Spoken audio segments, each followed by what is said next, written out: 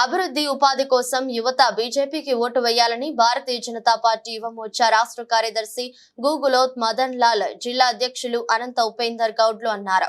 Khammam press club లో ఏర్పాటు చేసిన విలేకరుల సమావేశంలో మాట్లాడుతూ, గత ప్రభుత్వంలో ఎంపీగా గెలిచి యువతకు నామాలు పెట్టడం తప్ప నామా చేసింది శూన్యమన్నారు. 11 రాష్ట్రాల్లో వ్యాపారాలు పారిశ్రామికవేత్త అయిన నామా నాగేశ్వరరావు యువతకి చేసింది ఏమీ లేదన్నారు. జిల్లాలో అనేక మంది కాంగ్రెస్ సీనియర్ నాయకులు ఉండగా ముగ్గురు మంత్రులు తమకే కావాలని కొట్లాడుతుంటే బెంగళూరులో వ్యాపారం చేసే వ్యక్తిని తీసుకొచ్చి కాంగ్రెస్ అభ్యర్థిగా నిలబెట్టడం ఎంతవరకు సమంజసమన్నారు. ఖమ్మం జిల్లాను అభివృద్ధి పరిచేందుకు వచ్చిన అభ్యర్థిగా గుర్తించి మోదీ ప్రభుత్వంలో భాగస్వామ్యం చేసేందుకు బీజేపీకి ఓటు వేసి తాండ్రాను గెలిపించాలని విజ్ఞప్తి చేశారు. ఈ విలేకరుల సమావేశంలో ఆ సంఘం జిల్లా కార్యదర్శి బానోత్ పృథ్వీ రాథోడ్, రుద్రగాని మాధవ్ గౌడ్, గూగులోతు హుసేన్ నాయక్, బట్టు రాహుల్ నాయక్, ఎలిశెట్టి మణికంఠం, మహేందర్, వినోద్ తదితరులు పాల్గొన్నారు.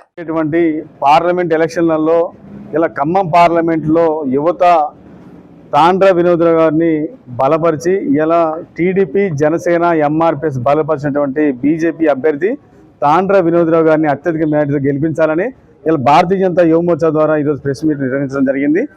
ముఖ్యంగా ఇలా వేరే పార్టీ అభ్యర్థులను చూసుకుంటే ఇలా తాండ్ర వినోద్రావు గారు ఒక స్వచ్ఛమైనటువంటి ఒక మల్లెపూ లాంటి వ్యక్తి, ఒక తెల్ల పేపర్ లాంటి వ్యక్తి.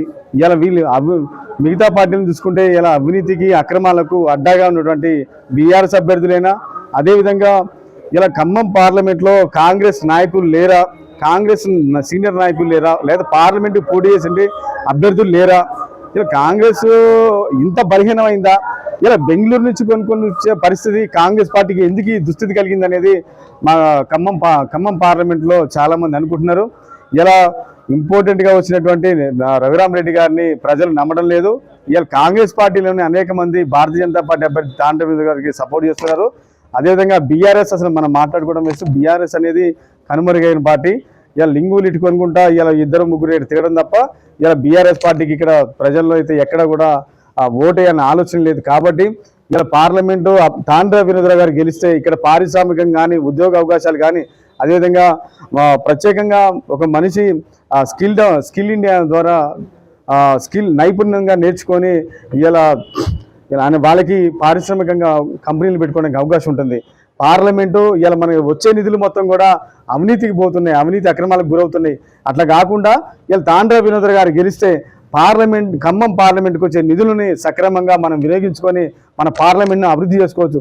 ఎందుకంటే ఢిల్లీలో గెలిచేది, గల్లీలో గెలిచేది బీజేపీ కాబట్టి ఢిల్లీలో 400 స్థానాలతోటి పార్లమెంట్లో భారతీయ జనతా పార్టీ అడుగుపెడుతుంది. కాబట్టి ఇలా మేము గట్టిగా మీకు చెప్పదలుచుకుంది ఏంటంటే ఇలా ఖమ్మం పార్లమెంట్ తాండ్ర వినోద్రావు గారిని గెలిపిస్తేనే మన ఖమ్మం పార్లమెంట్ అభివృద్ధి జరిగిద్దని భారతీయ జనతా పార్టీ యువ మోర్చా ద్వారా తెలియజేసుకున్నాము.